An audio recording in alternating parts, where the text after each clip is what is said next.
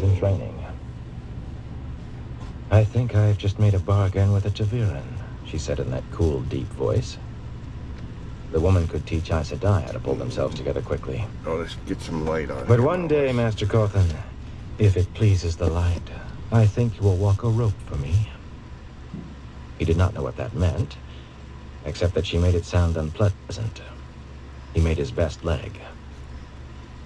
All things are possible if it pleases the light, he murmured. Courtesy paid, after all. But her smile was disturbingly hopeful. When he turned back to the rest of the room, you would have thought he had horns and for the stairs. Is there any further? He asked in a wry tone, and did not wait for answers. I thought not.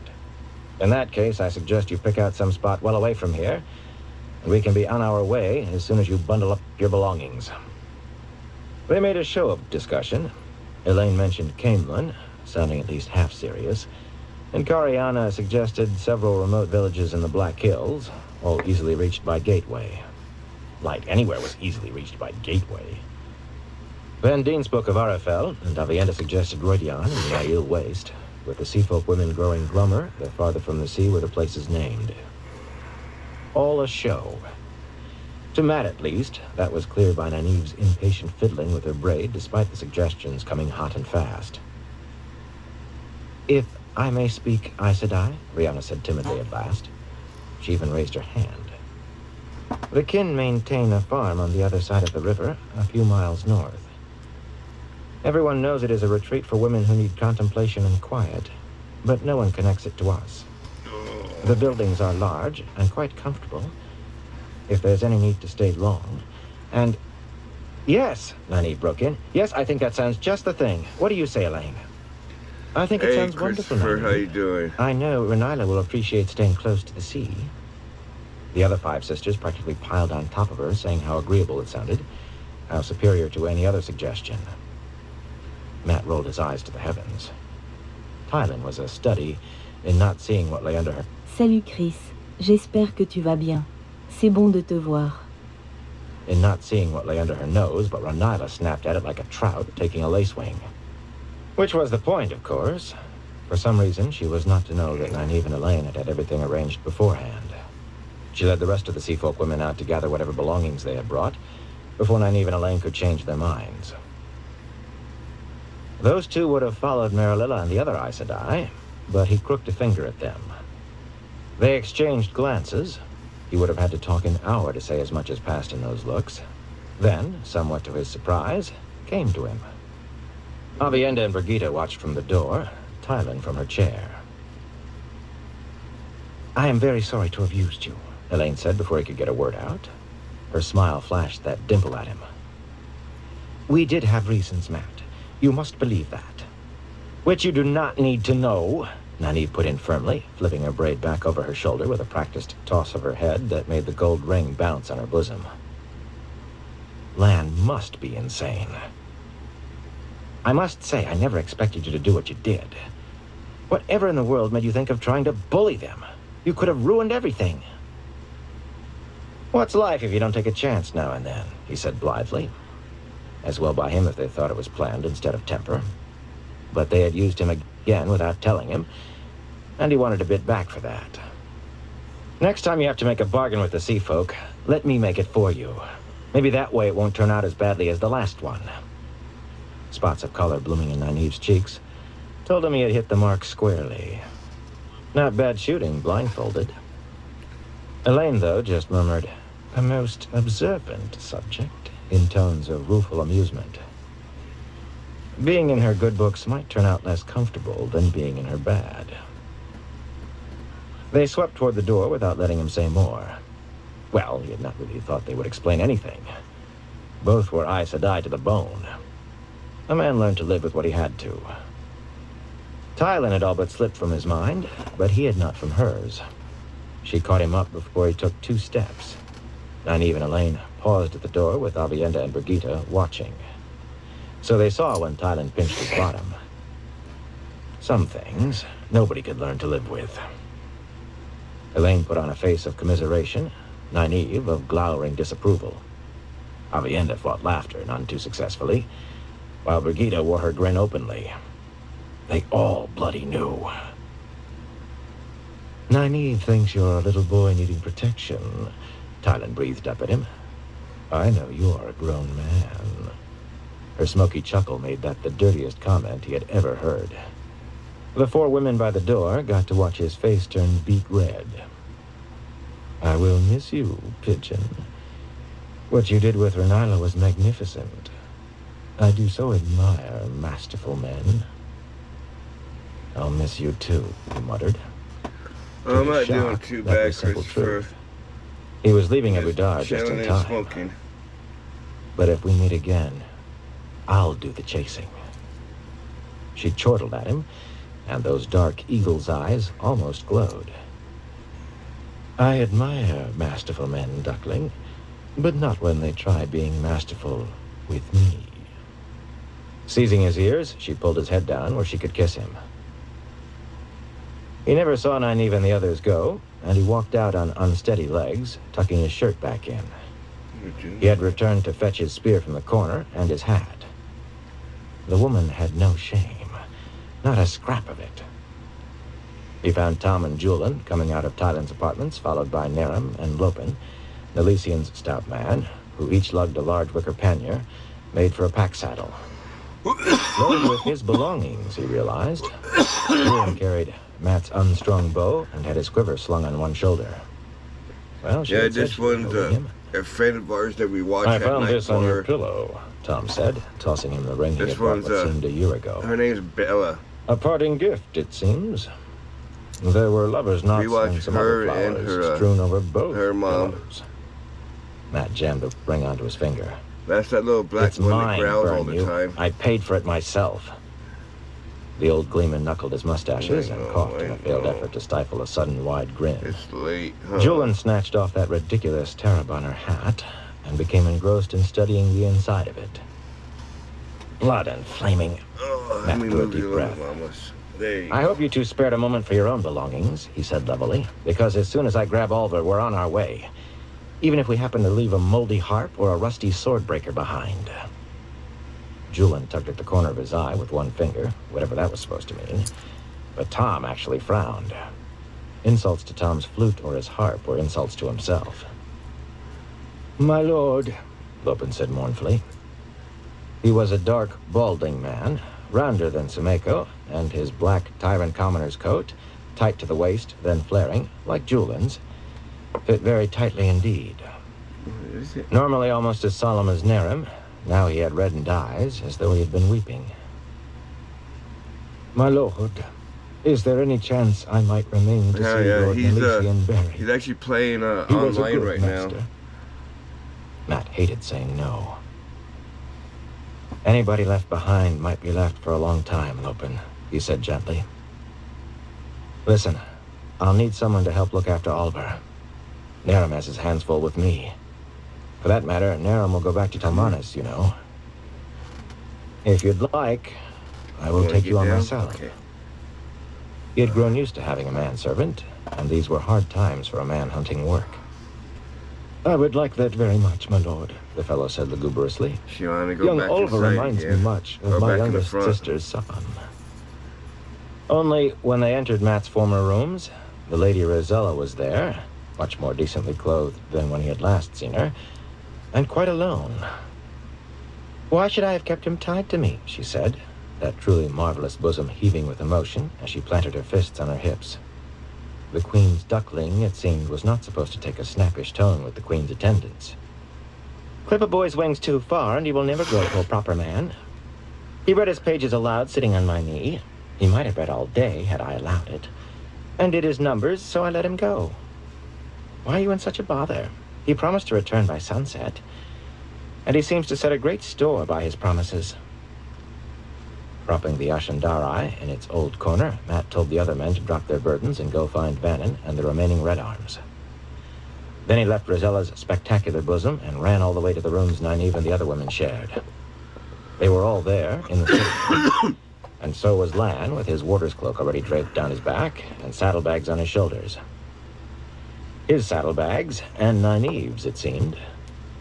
A good many bundles of dresses and not-so-small chests stood about the floor. Matt wondered if they would make Lan carry those, too. "Of course you have to go find him, Matt Cawthon," Nynaeve said. "Do you think we would just abandon the child?" To hear her, you would have thought that was exactly what he had intended.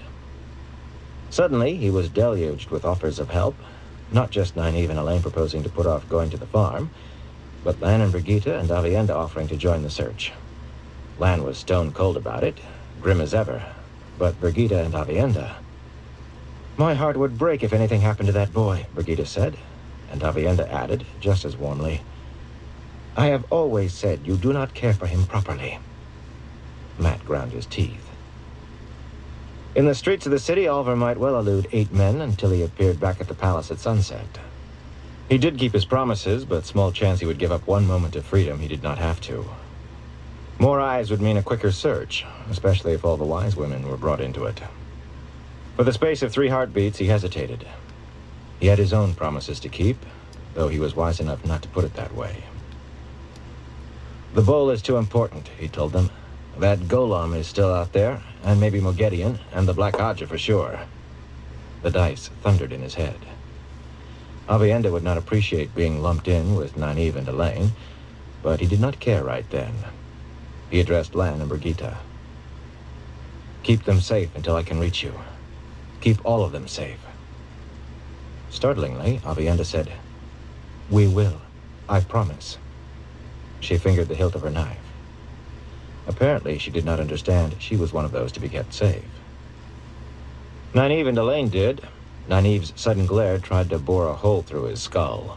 He expected her to yank on her braid, but strangely, her hand only fluttered toward it before being put firmly to her side. Elaine contented herself with raising her chin, those big blue eyes frosty. No dimple here. Lan and Brigitte understood, too. "Nynaeve is my life," Lan said simply, putting a hand on her shoulder.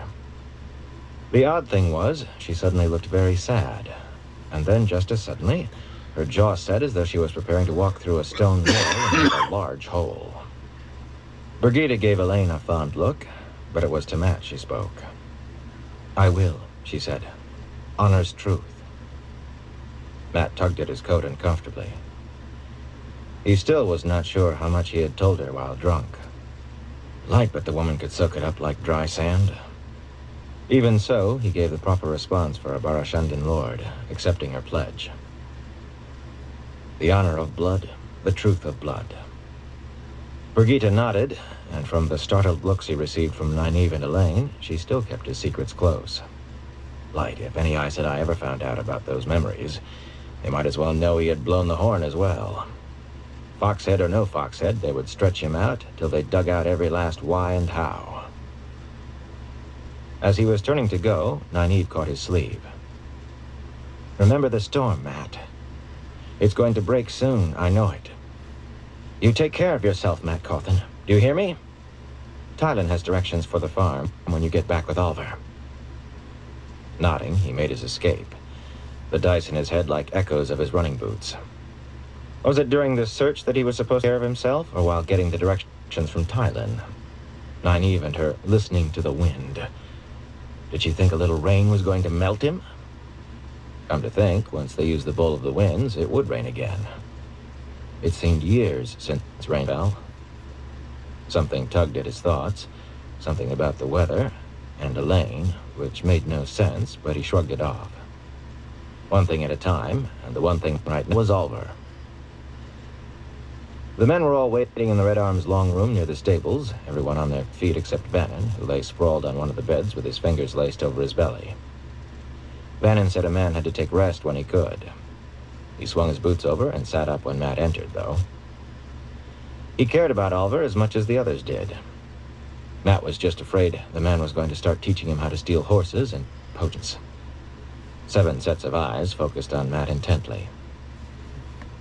"Well, I said Oliver's wearing his red coat," he told them. "He gives them away sometimes, but any urchin you see in a good red coat probably never last was.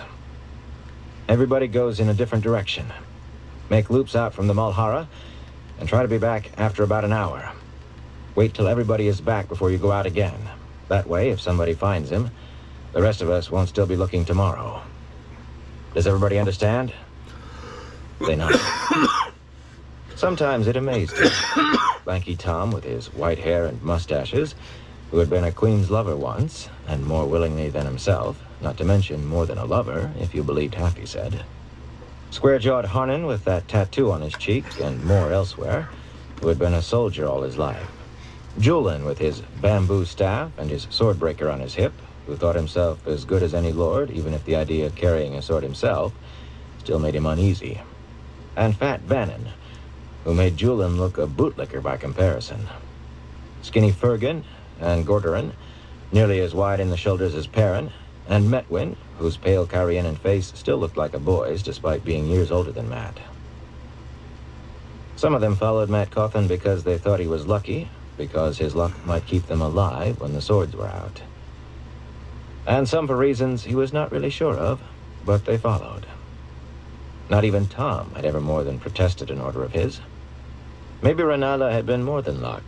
Maybe his being Taviran did more than dump him in the middle of trouble. Suddenly he felt responsible for these men. It was an uncomfortable feeling. Matt Cawthon and responsibility did not go together. It was unnatural. "Take care of yourselves and look sharp," he said. "You know what's out there. There's a storm coming." Now, why had he said that? "Move! We're wasting light." The wind still blew strongly, sweeping dust across the Mulhollow Square, with its statue of a long-dead queen posing above the fountain. But there was no other sign of a storm. Nareen had been noted for her honesty, but not enough to have been depicted completely bare-chested. The afternoon sun burned high in a sky without a cloud. The people rushed through the square as quickly as they had in the morning cool. That was gone, wind or no, down here on the ground. The paving stones seemed a griddle under his boots. Glaring across the square at the wandering woman, Matt headed toward the river. Oliver had not gone off with the street urchins half as often while they were staying at the inn. He had been too content ogling the serving girls and Satala Anand's daughters. So much for the dice telling him he had to move into the palace. Anything he had done since leaving, anything he wanted to do, he amended, thinking of Tylan and her eyes and her hands. Any of it could have been done just as well from there. Those dice spun now, and he wished they would just go away.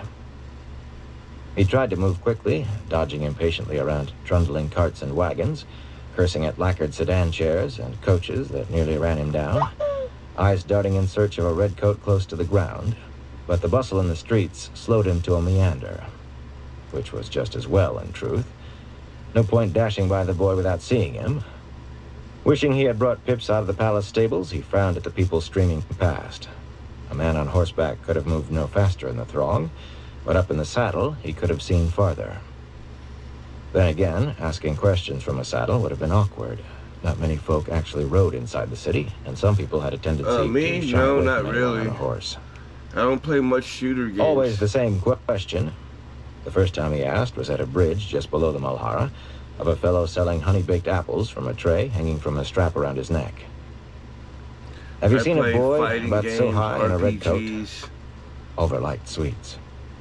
"Boy, my lord," the fellow said, sucking his few remaining teeth. "Seen 1,000 boys. Don't remember no coat, though. Would my lord like one apple or two?" He scooped up 2 with bony fingers and pushed them at Matt. The way they gave under his fingers, they were softer than any baking could account for. "Did my lord hear about the riot?" "No," Matt said sourly, and pushed on. At the other end of the bridge, he stopped a plump woman with a tray of ribbons. Ribbons held no fascination for Oliver, but her red petticoats flashed beneath the skirt sewn up nearly to her left hip, and the cut of her bodice revealed rounded cleavage to equal Rosella's. "Have you seen a boy?" He heard about the riot from her, too, and from half the people he asked. That rumor, he suspected, had begun with events at a certain house in the Rahad that very morning. A wagon driver with her long whip coiled around her neck, even until I had been across the river, once she allowed as how she never noticed boys unless they ran under her mules. A square-faced man who sold honeycomb, incredibly dry-looking honeycomb, said the riot had been down near the light tower at the end of the Bay Road, on the eastern side of the mouth of the bay, which was about as likely a place for rioting as the middle of the bay itself. There were always 1,000 rumors in any city if you listened, and he was forced to listen to snatches of all of them, it seemed. One of the most remarkably pretty women he had ever seen, standing outside a tavern. Maylin was a serving girl at the Old Sheep, but her only task seemed to be standing outside to attract customers, which she certainly did. Told him there had been a battle that morning in the Cordiz Hills west of the city, she thought. Or maybe in the Rano Hills across the bay. Or maybe... Remarkably pretty, Maylin, but not very bright. Oliver might have watched her for hours, so long as she never opened her mouth. But she could not remember seeing any boy in a... What color coat had he said again? He heard about riots and battles. He heard about enough strange things seen in the sky or the hills to populate the Blight. He heard that the Dragon Reborn was about to descend on the city with thousands of men who could channel, that the Aiel were coming, an army of Aes Sedai. No, it was an army of White Cloaks. Hadron Nile was dead, and the children intended to avenge him, though why in Ebu Dar was not exactly clear. You might have thought the city would be hip-deep in panic with all the tales floating around, but the fact was, even those who told a tale usually only half believed it. So he heard all sorts of nonsense, but not a word about any boy in a red coat. A few streets from the river, he began hearing thunder, great hollow booms that seemed to roll in from the sea. People looked up curiously at the cloudless sky, scratched their heads, and went on about their business.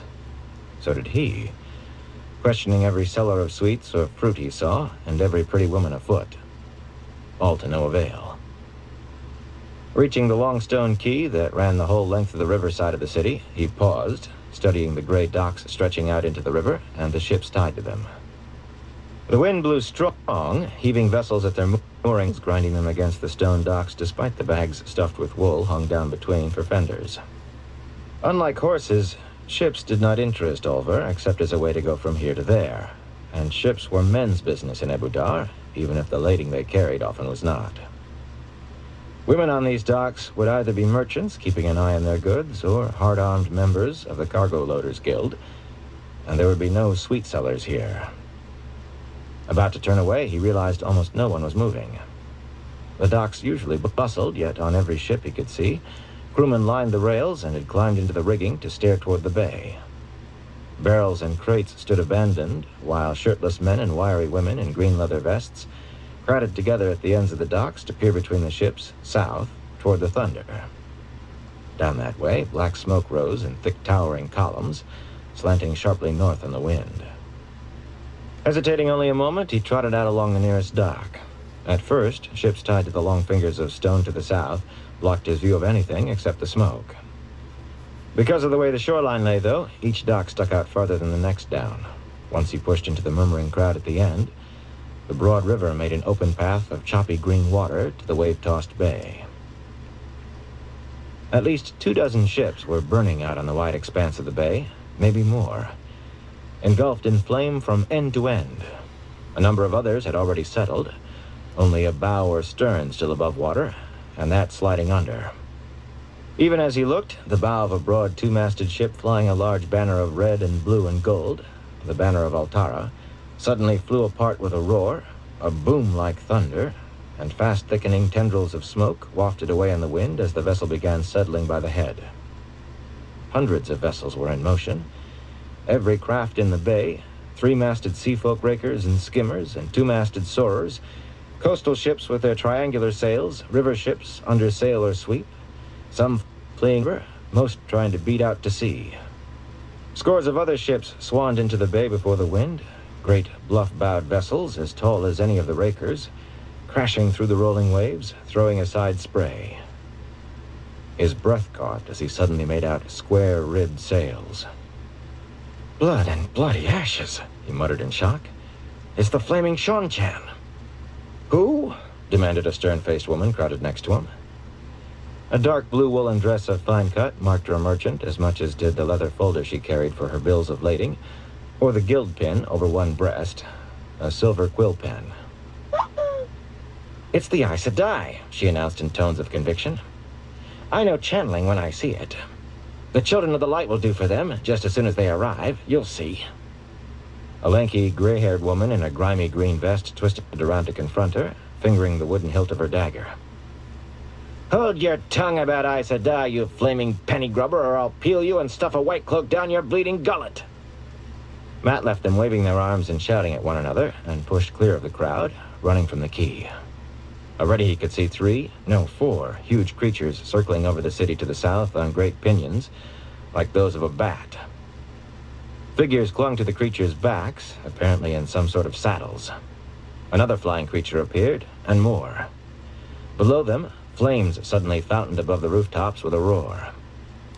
People ran now, buffeting Matt as he struggled through the streets.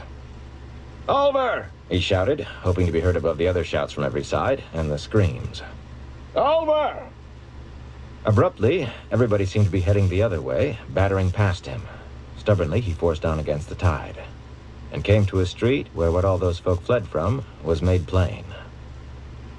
A Shon-Chen column rushed by, 100 or more men in helmets like insects' heads, and armor of overlapping plates, all riding animals like cats the size of horses, but covered in bronze scales rather than fur. Leaning forward in their saddles, blue-streamered lances slanted, they galloped toward the Mulhara without looking to either side. Though gallop was not quite the word for the way those creatures moved. The speed was right, but they flowed. It was time to be gone. Past time.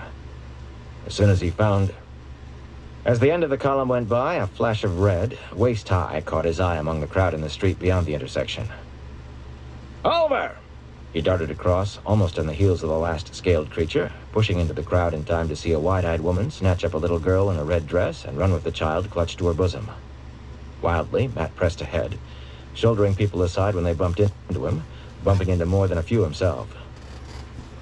"Over! Over!" Twice more he saw a column of fire rise briefly above the rooftops, and smoke drifted to the sky in a dozen places. Several times he heard those booming roars, much closer than the bay now. Inside the city, he was sure. More than once the ground quivered beneath his boots. And then the street was clearing again, people fleeing in every direction, down alleys and into houses and shops. For Shon-Chen on horses were coming. Not all were armored men. Near the head of that small thicket of lances rode a dark woman in a blue dress. Matt knew the large red panels on her skirts and bosom were worked with silver lightning. A silver leash, gleaming in the sun, ran from her left wrist to the neck of a woman in gray, a Damani, who trotted beside the Sul'dam's horse like a pet dog. He had seen more of Shon-Chen at Falma than he wanted to, but unconsciously he paused at the mouth of an alleyway, watching. The roars and fires had showed that somebody in the city was trying to fight back at least, and now he was going to see such an attempt. The Shon-Chen were not the only reason everyone else had gotten out of sight. At the other end of the street, a good 100 mounted men swung long-pointed lances down. They wore baggy white breeches and green coats, and the gold cords on the officer's helmet glittered. With a collective shout, 100 or more of Thailand's soldiers hurled themselves toward the city's attackers. They outnumbered the Shon-Chen in front of them by at least 2 to 1. "Bloody fools," Matt muttered. "Not like that. That Sul'dam will..." The only movement among the Shon-Chen was the woman in the lightning-marked dress, raising her hand to point, as one might launch a hawk or send off a hound. The golden-haired woman at the other end of the silvery leash took a small step forward. The fox-head medallion cooled against his chest. Underneath the head of the Ebudari charge, the street suddenly erupted, paving stones and men and horses flying into the air with a deafening roar. The concussion knocked Matt flat on his back, or maybe it was the way the ground seemed to leap from under his feet. He pulled himself up in time to see the front of an inn across the way suddenly collapse into the street in a cloud of dust, exposing the rooms within. Men and horses lay everywhere. Hey, D-Man, how you Pieces doing, of men bro? and horses, those still alive, thrashing, around a hole in the ground half as wide as the street. Screams from the wounded filled the Well, air. since you're here, let's do a little dab. Fewer than half the Ebudari staggered to their feet, dazed and stumbling. Some seized I up the got reins of loaded. horses, as wobbly-legged as they, heaving themselves into saddles, kicking the animals into some semblance of a run. How you doing today, Others just ran D-Man? afoot, all away from the Shon-Chen. Steel they could face, but not this. Running, Matt realized, seemed a particularly fine idea right then.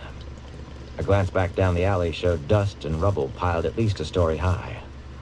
He darted down the street ahead of the fleeing Abudari, keeping as close to the walls as possible, hoping none of the Shonshan would think he was one of Thailand's soldiers. He should never have worn a green coat. The Suldam apparently was not satisfied. The foxhead went cool again, and from behind another roar hammered into the pavement that just to meet him. Through the ringing in his ears, he heard masonry groan. That's good to hear, D-Man. Above him, the brick wall began leaning outward. "What happened to my bloody luck?" he shouted. He had time for that, and just time to realize as brick and timbers crashed down on him that the dice in his head had just stopped dead. Chapter 40. Spears. Mountains rose all around Galina Kasban, little more than large hills behind, but snow-capped peaks ahead, and higher peaks beyond those, yet she really saw none of them. The stones of the slope bruised her bare feet. She panted, lungs laboring already. The sun baked overhead as it had for seemingly endless days, burning the sweat out of her in rivers. Anything other than putting one foot in front of the other seemed beyond her. Strange that with all the sweat coming out of her, she could not find any moisture in her mouth. She had been Aes Sedai fewer than 90 years, her long black hair untouched as yet by gray, but for nearly 20 of those she had been head of the Red Ajah, called the highest by other Red Sisters in private, considered by other Reds equal to the Amerlin seat. And for all but 5 of the years she had worn the shawl, she had been of the Black Ajah in truth. Not to the exclusion of her duties as a Red, but superior to them. Her place on the Supreme Council of the Black Ajah was next to that of Alviarin herself, and she was one of only 3 who knew the name of the woman who led their hooded meetings. She could speak any name in those meetings, a king, and know that name belonged to the dead. It had happened, with a king and with a queen. She had helped to break 2 Amerlins, twice helped turn the most powerful woman in the world into a squealing wretch, eager to tell all she knew, had helped make it seem that one of those had died in her sleep, and had seen the other deposed and stilled. Such things were a duty, like the need to exterminate men with the ability to channel. Not actions she took pleasure in beyond that of tasks well done, but she had enjoyed leading the circle that stilled Swan Sanche. Surely all those things meant that Galina Kasban was herself among the mightiest of the world, among the most powerful. Surely they did. They must. Her legs wavered like springs that had lost their tempering, and she fell heavily, unable to catch herself with arms and elbows tightly bound behind her. The once white silk shift, the only garment left to her, tore again as she slid on the loose rocks, scraping her welts. A tree stopped her. Face pressed against the ground, she began to sob. "How?" she moaned in a thick voice. "How can this happen to me?" After a time, she realized that she had not been pulled to her feet. No matter how often she fell, she had never before been allowed a moment's respite. Blinking away tears, she raised her head. Aiel women covered the mountainside, several hundred of them scattered among the barren trees with their spears, the veils they could raise in an instant hanging down their chests. Galina wanted to laugh. Maidens. They called these monstrous women maidens. She wished she could laugh. At least there were no men present, a small mercy. Men made her skin crawl, and if one could see her now and half-clothed. Anxiously her eyes sought for Tarava, but most of the 70 wise ones stood together looking at something farther up the slope, blocking her view. There seemed to be a murmur of voices from the front of them. Maybe the wise were conferring about something. Wise ones. They had been brutally efficient in teaching her the correct names, never just Aiel woman, and never wilder. They could smell contempt however she hid it. Of course you did not have to try hiding what had been seared out of you. Most of the wise ones were looking away, but not all. The glow of Saidar surrounded a young, pretty, red-haired woman with a delicate mouth who watched Galina with large, intent blue eyes. Perhaps as a sign of their own disdain, they had chosen the weakest of their number to shield her this morning. Mikara was not truly weak in the power. None of them were that. But even smarting from shoulders to knees as she was, Galina could have broken Mikara's shield with little effort. A muscle in her cheek spasmed uncontrollably. It always did when she thought of another escape attempt. The first had been bad enough. The second... Shuddering, she fought not to sob again. She would not make the attempt again until she were of complete success. Very sure. Absolutely sure. The mass of wise ones parted, turning to follow Terava with their eyes as the hawk-faced woman strode toward Galina. Suddenly panting once more with apprehension, Galina tried to struggle to her feet. Hands bound and muscles watery, she had only reached her knees when Terava bent over her, necklaces of ivory and gold clattering softly. Seizing a handful of Galina's hair, Terava forced her head back sharply. Taller than most men, the woman did that even when they were standing, craning Galina's neck painfully to make her look up into the Wise One's face. Terava was somewhat stronger in the power than she, which relatively few women were, but that was not what made Galina tremble. Cold, deep blue eyes stabbed into her own, held her more tightly than Terava's rough hand. They seemed to strip her soul naked, as easily as the Wise One handled her. She had not begged yet, not when they made her walk all day with hardly a drop of water, not when they forced her to keep up as they ran for hours, even when their switches made her whole. Terava's cruel, hard face, staring down at her impassively, made her want to beg. Sometimes she woke at night, stretched out tight between the 4 stakes where they bound her, woke whimpering from dreams that her whole life would be lived under Terava's hands. "She is collapsing already," the Wise One said in a voice like stone. "Water her and bring her." Turning away, she adjusted her shawl. Galina Kazban forgotten until there was a need to recall her. To Terava, Galina Kazban was less important than a stray dog.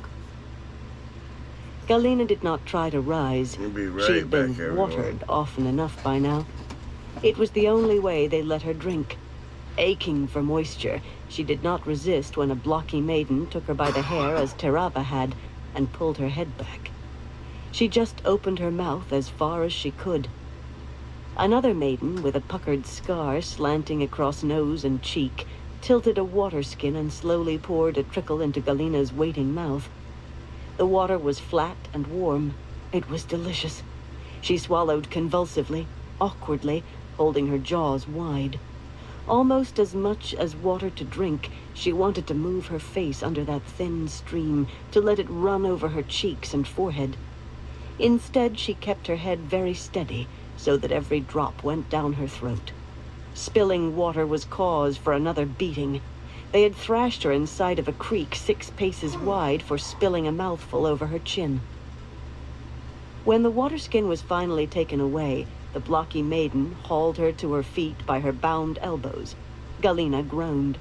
The Wise Ones were gathering their skirts over their arms, exposing their legs well above soft knee-high boots. They could not be going to run. Not again. Not in these mountains. The Wise Ones loped forward as easily as if on level ground. An unseen maiden cut Galina across the back of her thighs with a switch, and she stumbled to a semblance of a run, half dragged by the blocky maiden. The switch slashed her legs whenever they faltered.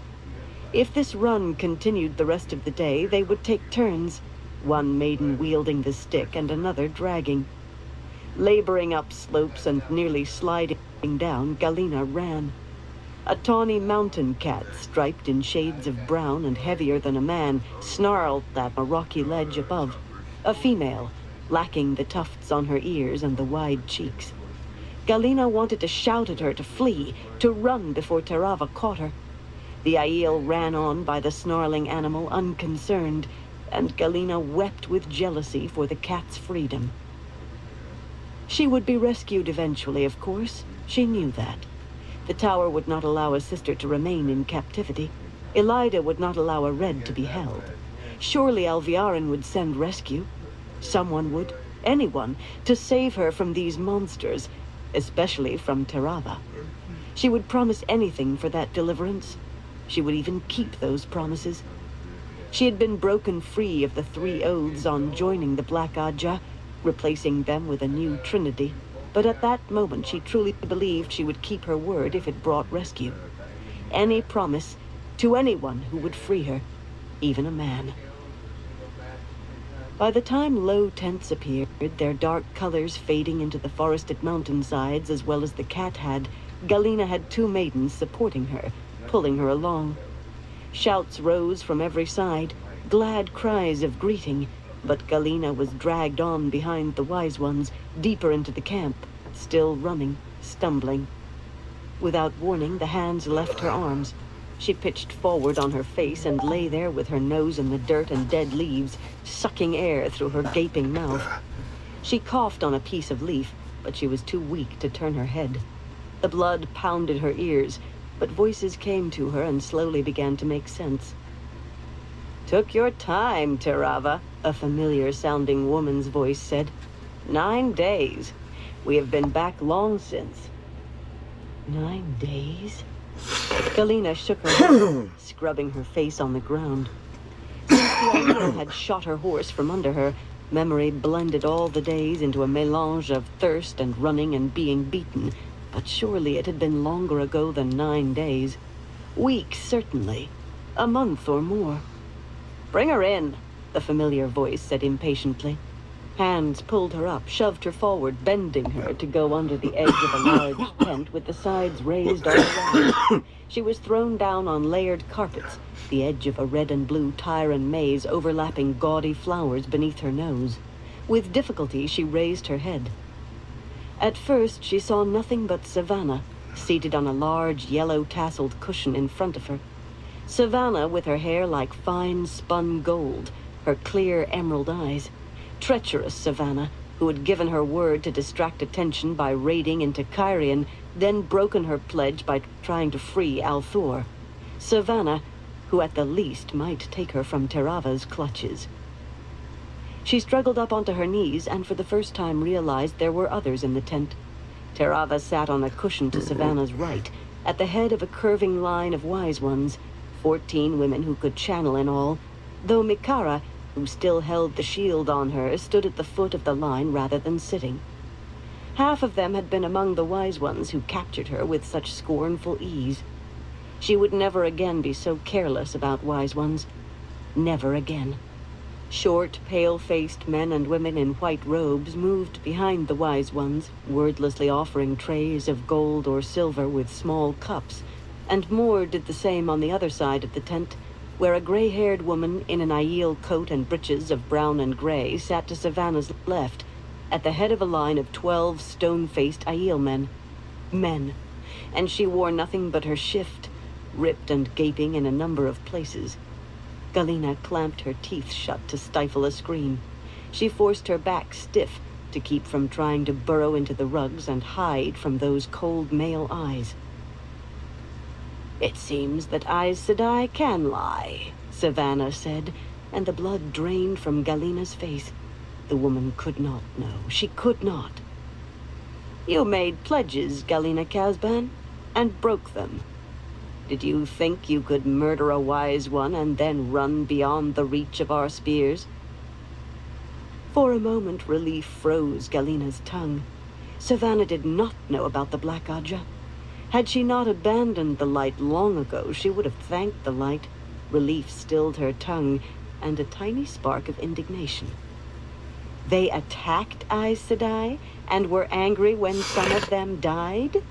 A tiny spark was all she could manage. After all, what was Savannah's twisting facts alongside days of beatings and Terava's eyes? A pained, croaking laugh bubbled up at the absurdity of it. Her throat was so dry. "Be thankful some of you still live," she managed past her laughter. "Even now it is not too late to rectify your mistakes, Savannah." With an effort, she swallowed rueful mirth before it turned to tears. Just before. "When I return to the White Tower, I will remember those who assist me. Even now," she would have added, "and those who do otherwise, but Tirava's unwavering stare set fear fluttering in her middle. For all she knew, Tirava still might be allowed to do whatever she wished. There had to be some way to induce Savannah to take charge of her. That tasted bitter, yet anything was better than Tirava. Savannah was ambitious. In the midst of frowning at Galena, she had caught sight of her own hand and directed a brief, admiring smile at rings set with large emeralds and fire drops. She wore rings on half her fingers and necklaces of pearls and rubies and diamonds fit for any queen draped across the swell of her bosom. Savannah could not be trusted, but perhaps she could be bought. Tirava was a force of nature. As well try to buy a flood or an avalanche. "I trust that you will do what is right, Savannah," she finished. "The rewards of friendship with the White Tower are great." For a long moment there was silence except for the whisper of the white robes as the servants moved with their trays. Then, "You are Datsang," Savannah said. Galena blinked. She was a despised one? Certainly they had displayed their contempt plainly, but why? "You are Datsang," a round-faced wise one she did not know intoned, and a woman a hand taller than Tirava repeated, "You are Datsang." Tirava's hawk-like face might have been carved from wood, yet her eyes fixed on Galena glittered accusingly. Galena felt nailed to the spot where she knelt, unable to move a muscle. A hypnotized bird watching a serpent slither nearer. No one had ever made her feel that way. No one. "Three wise ones have spoken." Savannah's satisfied smile was almost welcoming. Tirava's face was stark. The woman did not like whatever had just happened. Something had happened, even if Galena did not know what. Except that it appeared to have delivered her from Tirava. That was more than enough for the moment. More than enough. When maidens cut her bounds and stuffed her into a black wool robe, she was so grateful she almost did not care that they tore off the remnants of her shift first, in front of those ice-eyed men. The thick wool was hot and itchy and scratchy on her welts, and she welcomed it as though it were silk. Despite Mikara still shielding her, she could have laughed as the maidens led her out of the tent. It did not take long for that desire to vanish entirely. It did not take her long to begin wondering whether begging on her knees before Savannah would do any good. She would have done it, could she have gotten to the woman, except that Mikara made it plain she was not going anywhere she was not told to go, or speak a word unless spoken to. Arms folded, Savannah watched the Aes Sedai, the Datsang, stagger down the mountainside and stop, beside a maiden squatting on her heels with a switch, to drop the head-shaped stone she had been carrying in her hands. The black hood turned in Savannah's direction for a moment, but the Datsang quickly bent to pick up another large stone and turned to labor back up the 50 paces to where Mikara waited with another maiden. There she dropped that stone, picked up another, and started back down. Datsang were always shamed with useless labor. Unless there was great need, the woman would not be allowed to carry even a cup of water, yet toil without purpose would fill her hours till she burst of shame. The sun had a long way to climb yet, and many more days lay ahead. "I did not think she would condemn out of her own mouth," Riala said at Savannah's shoulder. "Efalin and the others are all but sure she openly admitted killing Desane." "She is mine, Savannah." Tirava's jaw tightened. She might have taken the woman, but Datsang belonged to no one. "I intended to dress her in Gaishine robes of silk," she muttered. "What is the purpose of this, Savannah? I expected to have to argue against cutting her throat, not this." Riala tossed her head, casting a sidelong glance at Savannah. "Savannah intends to break her. We have had long talks of what to do should we capture any Aes Sedai. Savannah wants a tame Aes Sedai to wear white and serve her. An Aes Sedai in black will do well enough, though." Savannah shifted her shawl, irritated by the woman's tone. Not quite mocking, but all too aware that she wanted somehow to use the Aes Sedai's channeling as though it were Savannah's own. It would be possible. 2 Gaishine past the 3 wise ones, carrying a large brass-strapped chest between them. Short and pale-faced, husband and wife, they had been lord and lady in the tree killer's lands. The pair bowed their heads more meekly than any Aiel in white ever could have managed. Their dark eyes were tight with fear of a harsh word, much less a switch. Wetlanders could be tamed like horses. "The woman is tamed already," Tarava grumbled. "I have looked into her eyes. She is a bird fluttering in the hand and afraid to fly." "In 9 days?" Riala said incredulously, and Savannah shook her head vigorously. "She is Aes Sedai, Tarava. You saw her face go pale with fury when I accused her. You heard her laugh as she spoke of killing wise ones. She made a vexed, angry sound. And you heard her threaten us." The woman had been as slippery as the tree killers, speaking of rewards and letting the threat, if no rewards came, shout silently. But what else could be expected of Aes Sedai? It will take long to break her, but this Aes Sedai will beg to obey if it takes a year.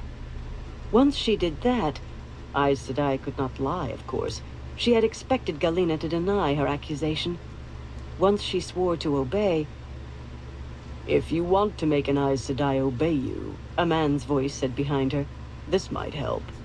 Incredulous, Savannah spun about to find Kadar standing there, and beside him the woman, the Aes Sedai, Macia, both dressed in dark silk and fine lace as they had been 6 days ago, each with a bulging sack hanging incongruously from one shoulder by a strap.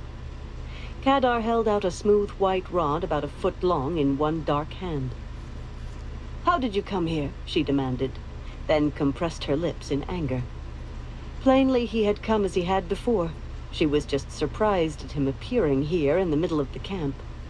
She snatched the white rod he offered, and as always he stepped back beyond arm's reach. "Why have you come?" she amended. "What is this?" A little slimmer than her wrist, the rod was smooth except for a few odd flowing symbols incised on one flat end. It felt not quite like ivory, not quite like glass, very cool to the touch.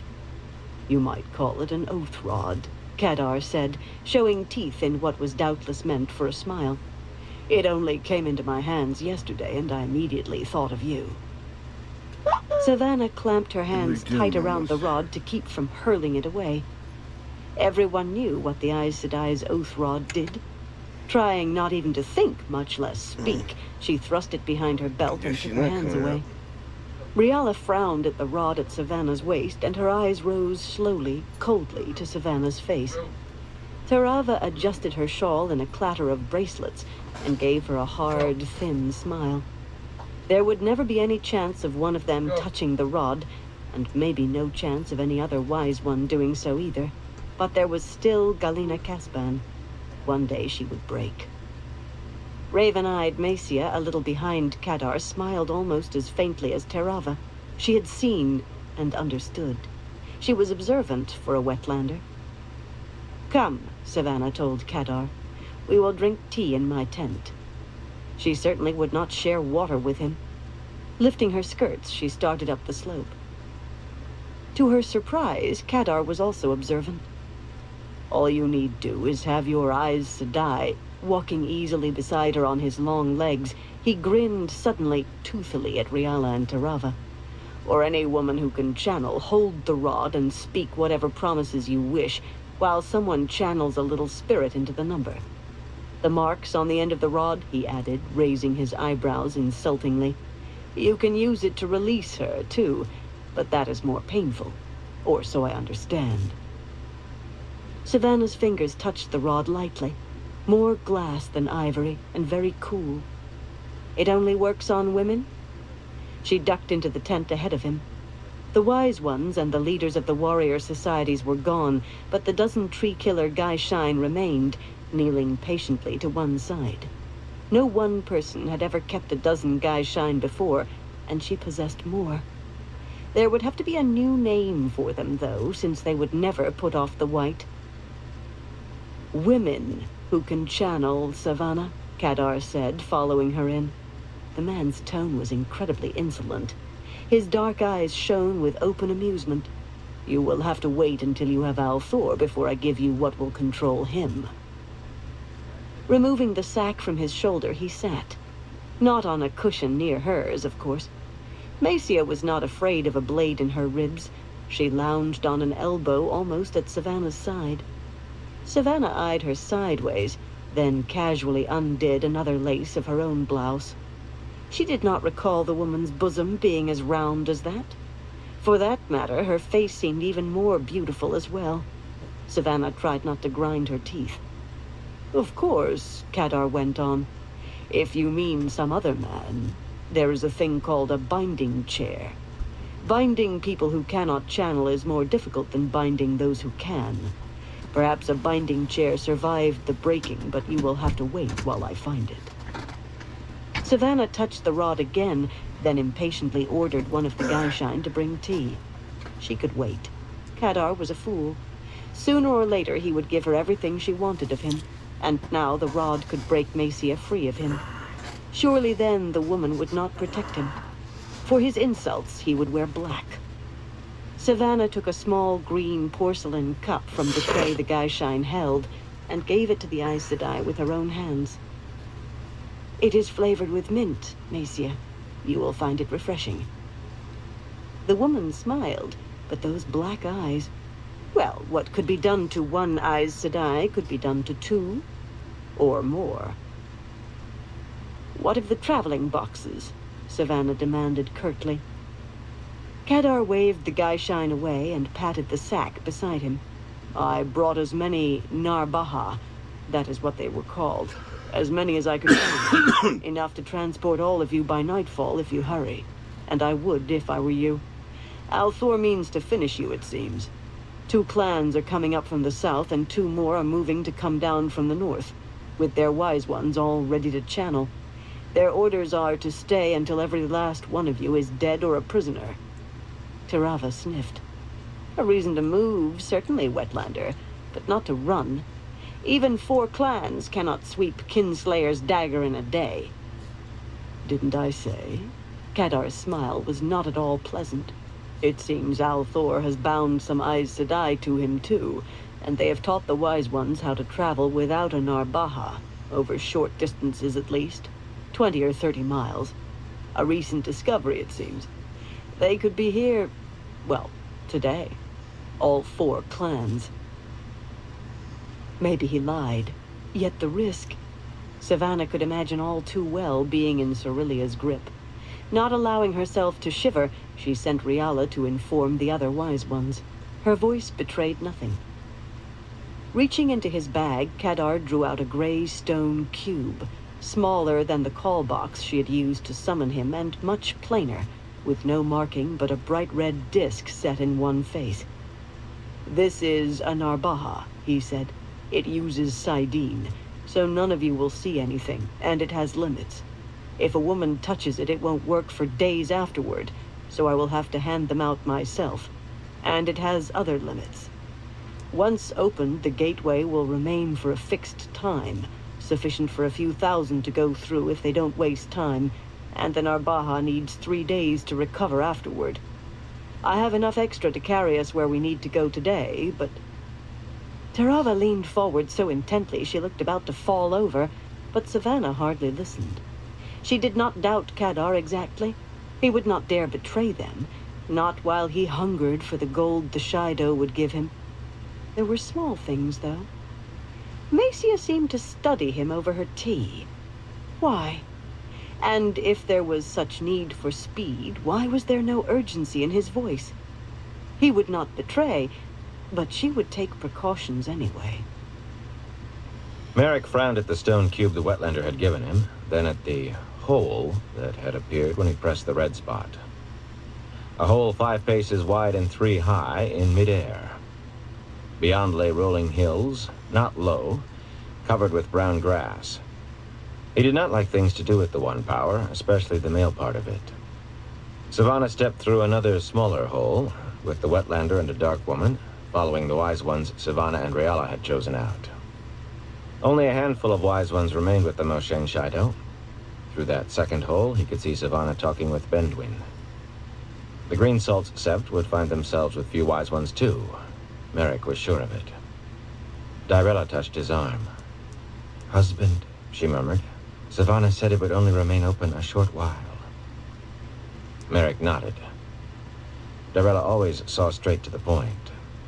Veiling himself, he ran forward and leaped through the hole he had made. Whatever Savannah and the Wetlander said, he would send none of his Moshane through before he knew it was safe. He landed heavily on a slope covered with dead grass and nearly pitched head over heels down the hill before he caught himself. For a moment, he stared back up at the hole. On this side, it hung more than a foot above the ground. "Wife!" he shouted. "There is a drop!" Black eyes leaped through, veiled and spears ready, and maidens also. As well try to drink sand as try to keep maidens from being among the first. The rest of the Moshane followed at a run, Algaitsiswai and wives and children, jumping down on the fly. Craftsfolk and traders and Gaishine, most pulling heavily loaded pack horses and mules, near to 6,000 altogether. His sept, his people. They still would be once he went to Rodion. Savannah could not keep him from becoming clan chief for much longer. Scouts began spreading out immediately, while the sept still rushed out of the hole. Lowering his veil, Merrick shouted orders that sent a screen of Algaitsiswai toward the crests of the surrounding hills, while everyone else remained concealed below. There was no telling who or what lay beyond those hills. Rich lands, the Wetlander claimed, but this part did not look rich to him. The rush of his sept became a flood of Algaitsiswai he did not really trust. Men who had fled their own clans because they did not believe Randolph Thor was truly the Karakan. Merrick was not sure what he himself believed, but a man did not abandon sept and clan. These men called themselves Meridin, the Brotherless, a fitting name, and he had 200... The hole suddenly snapped into a vertical slash of silver that sliced through 10 of the Brotherless. Pieces of them fell onto the slope, arms, legs. The front half of a man slid almost to Merrick's feet. Staring at the place where the hole had been, he stabbed at the red spot with his thumb.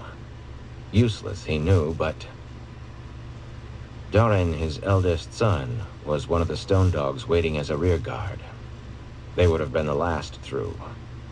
Surail, his eldest daughter, had remained with the stone dog for whom she was thinking of giving up the spear. His eyes met Dirella's, as green and beautiful as the day she had laid the wreath at his feet, and threatened to cut his throat if he did not pick it up. "We can wait," he said softly. The Wetlander had said 3 days, but maybe he was wrong. His thumb stabbed the red spot again. Dirella nodded calmly. He hoped there would be no need to cry in one another's arms once they could be alone. A maiden came skittering down the slope from above, hurriedly lowering her veil and actually breathing hard. "Merrick," Naisa said, not even waiting for him to see her. "There are spears to the east, only a few miles and running straight at us. I think they are rain. At least 7,000 or 8,000 of them." He could see other Algaitsiswai running toward him. A young brother to the Eagle Cairden slid to a stop, speaking as soon as Merrick saw him. "I see you, Merrick. There are spears no more than 5 miles to the north, and Wetlanders on horses. Perhaps 10,000 of each. I do not think any of us broke the crest, but some of the spears have turned toward us." Merrick knew before the grizzled water-seeker named Lairad opened his mouth. "Spears coming over a hill 3 or 4 miles to the south. 8,000 or more. Some of them saw one of the boys." Lairad never wasted words, and he would never say which boy, who in truth could be anyone without gray hair to Lairad. There was no time for wasting words, Merrick knew. "Hummel!" he shouted. No time for proper courtesy to a blacksmith either. The big man knew something was wrong. He scrambled up the slope, likely moving faster than he had since first picking up a hammer. Merrick handed him the stone cube. "You must press the red spot and keep pressing it no matter what happens, no matter how long it takes for that hole to open. That is the only way for any of you." Hummel nodded, but Merrick did not even wait for him to say that he would. Hummel would understand. Merrick touched Dirella's cheek, careless of how many eyes were on them. "Shade of my heart, you must prepare to put on white." Her hand strayed toward the hilt of her belt knife. She had been a maiden when she made his wreath, but he shook his head firmly. "You must live, wife, roof mistress, to hold together what remains." Nodding, she pressed fingers to his cheek. He was astonished. She had always been very reserved in public. Raising his veil, Merrick shoved one spear high above his head. "Machine!" he roared. "We dance!" Up the slope they followed him, men and maidens, nearly 1,000 strong, counting the brotherless. Perhaps they could be counted among the sept. Up the slope and west. That way lay the nearest and the fewest. Perhaps they might buy enough time, though he did not really believe that. He wondered whether Savannah had known of this. The world had grown very strange since Randalthor came. Some things could not change, though. Laughing, he began to sing. "Wash the spears while the sun climbs high. Wash the spears while the sun falls low. Wash the spears, who fears to die? Wash the spears, no one I know." Singing, the Moshain Shaido ran to dance their deaths. Frowning, Grendal watched the gateway close behind the last of the Jumai Shaido. The Jumai and a great many wise ones. Unlike with the others, Samael had not simply knotted this web so it would fall apart eventually. At least, she assumed he held it to the last. The closing, right on the heels of the last brown and gray-clad men, was too fortuitous otherwise. Laughing, Samael tossed away the bag, still holding a few of those useless bits of stone. Her own empty sack was long since discarded. The sun sat low behind the mountains to the west, half of a glowing red ball. "One of these days," she said dryly, "you will be too smart for your own good." A fool box, Samael? Suppose one of them had understood. "None did," he said simply, but he kept rubbing his hands together and staring at where the gateway had been, or maybe at something beyond. He still held the mask of mirrors, giving him the illusion of added height. She had dropped hers as soon as the gateway closed. "Well, you certainly managed to put a panic into them." Around them lay the evidence. A few low tents still standing, blankets, a cook pot, a rag doll, all sorts of rubbish lying where it had fallen. "Where did you send them? Somewhere ahead of Althor's army, I suppose?" "Some," he said absently. "Enough."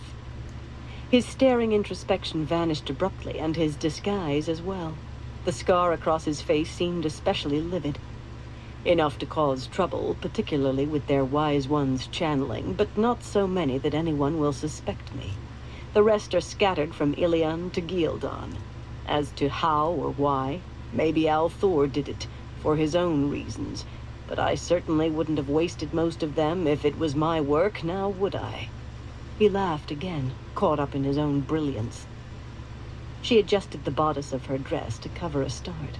Competing that way was remarkably silly. She had told herself that 10,000 times and never listened once. Remarkably silly. And now the dress felt as if it might fall off, which had nothing to do with her start. He did not know Savannah had taken every Shaido woman who could channel with her. Was it finally time to abandon him? If she threw herself on Demon Dread's mercy, as if reading her thoughts, he said, "You are tied to me as tightly as my belt, Grendal." A gateway opened, revealing his private rooms in Ilion. "The truth doesn't matter anymore if it ever has. You rise with me or fall with me. The Great Lord rewards success, and he's never cared how it was achieved." "As you say," she told him. Demon Dread had no mercy. "And Senurag, I rise or fall with you." Still, something would have to be worked out. The Great Lord rewarded success, but she would not be pulled down if Samael failed. She opened a gateway to her palace in Arad Doman, to the long columned room where she could see her pets frolicking in the pool. "But what if Althor comes after you himself? What then?" "Althor isn't going after anyone," Samael laughed. "All I have to do is wait." Still laughing, he stepped into his gateway and let it close. The Murdrel moved from the deeper shadows, becoming visible. In its eyes, the gateways had left a residue, 3 patches of glowing mist. It could not tell one flow from another, but it could distinguish Saidin from Saidar by the smell. Saidin smelled like the sharp edge of a knife, the point of a thorn. Saidar smelled soft, but like something that would grow harder the harder it was pressed. No other Murdrel could smell that difference. Shaida Haran was like no other Murdrel. Picking up a discarded spear, Shaida Haran used it to upend the bag Samael had discarded, and then to stir the bits of stone that fell out. Much was happening outside the plan. Would these events churn chaos, or... Angry black flames raced down the spear haft from Shaida Haran's hand, the hand of the shadow. In an instant, the wooden haft was charred and twisted. The spearhead dropped off. The Murdrel let the blackened stick fall and dusted soot from its palm. If Samael served chaos, then all was well. If not... A sudden ache climbed the back of its neck. A faint weakness washed along its limbs. Too long away from Shale Ghul. That tie had to be severed somehow. With a snarl, it turned to find the edge of shadow that it needed. The day was coming. It would come. Chapter 41. The last chapter. A Crown of Swords. Tossing, Rand dreamed. Wild dreams where he argued with Perrin and begged Matt to find Elaine. Where colors flashed just beyond sight, and Padan Fain leaped at him with a flashing blade. And sometimes he thought he heard a voice moaning for a dead woman in the heart of a fog. Dreams where he tried to explain himself to Elaine, to Avienda, to Min, to all 3 at once. And even Min looked at him with scorn. Not to be disturbed. Cadsuane's voice. Part of his dreams? The voice frightened him. In his dream, he shouted for Luz Theron, and the sound echoed through a thick mist where shapes moved and people and horses died screaming. A fog where Cadsuane followed him implacably while he ran, panting. Alana tried to soothe him, but she was afraid of Cadsuane too. He could feel her fear as strongly as his own. His head hurt, and his side. The old scar was fire. He felt Saidin. Someone held Saidin. Was it him? He did not know. He struggled to wake. "You'll kill him!" Min shouted. "I won't let you kill him!" His eyes opened, staring up at her face. Not looking at him, she had his head wrapped in her arms and was glaring at someone away from the bed. Her eyes were red. She had been crying, but no longer. Yes, he was in his own bed, in his rooms in the Sun Palace. He could see a heavy square blackwood bedpost set with wedges of ivory. Coatless, in a cream silk blouse, Min lay curled around him protectively, atop the linen sheet that covered him to the neck. Alana was afraid. That lay shivering in the back of his head. Afraid for him. For some reason, he was sure of that. "I think he is awake, Min," Amis said gently. Min looked down, and her face, framed in dark ringlets, beamed with a sudden smile. Carefully, because he felt weak, he removed her arms and sat up. His head whirled dizzily, but he forced himself not to lie back again. His bed was ringed. To one side stood Amis, flanked by Bera and Karuna. Amis's 2 youthful features bore no expression at all, but she brushed back her long white hair and shifted her dark shawl as though tidying herself after a struggle. Outwardly, the 2 Aes Sedai were serene, yet with determined serenity. A queen ready to fight for her throne, a countrywoman ready to fight for her farm. Oddly, if he had ever seen 3 people stand together, and not just physically, it was those 3, shoulder to shoulder as one. On the opposite side of the bed, Samitsu, with those silver bells in her hair, and a slender sister with thick black eyebrows and a wild look to her raven hair, stood with Cadsuane, who had her fists planted on her hips. Samitsu and the raven-haired Aes Sedai wore yellow-fringed shawls and had jaws set every bit as firmly as Bera or Karuna. Yet Cadsuane's stern stare made all four appear hesitant. The two groups of women were not staring at one another, but at the men. At the foot of the bed were Deshiva, with the silver sword and red and gold dragon glittering his collar, and Flynn and Narishma, all grim-faced, trying to watch the women on both sides of the bed at once. Jonan Adley stood beside them, his black coat looking singed on one sleeve. Saidin filled all four men, to overflowing it seemed. Deshiva held almost as much as Rand could have. Rand looked to Adley, who nodded slightly. Abruptly, Rand realized that he was not wearing anything beneath the sheet that had fallen to his waist, and nothing above except a bandage wound around his middle. "How long have I been asleep?" he asked. "How is it I'm alive?" He touched the pale bandage gingerly. "Fane's dagger came from Shadalogith. Once I saw it kill a man in moments with a scratch. He died fast and he died hard." Deshiva muttered a curse with Padan Fane's name in it. Samitsu and the other yellow exchanged startled looks, but Cadswain merely nodded, the golden ornaments around her iron-gray bun swaying. "Yes, Shadalogith. That would explain several matters. You can thank Sumeko that you're alive, and Master Flynn." She did not glance toward the grizzled man with his fringe of white hair, but he grinned as though she had given him a bow. In truth, surprisingly, the yellows did nod to him. "And Corella here, of course," Cadswain went on. "Each has done a part, including some things I think have not been done since the breaking." Her voice turned grim. "Without all three, you would be dead by now. You still may die unless you let yourself be guided. You must rest without exertion." His stomach rumbled suddenly, loudly, and she added, Alright, I'm gonna get a little water call it into this life for tonight. I want to thank everyone for stopping by. Everyone continue to stop by.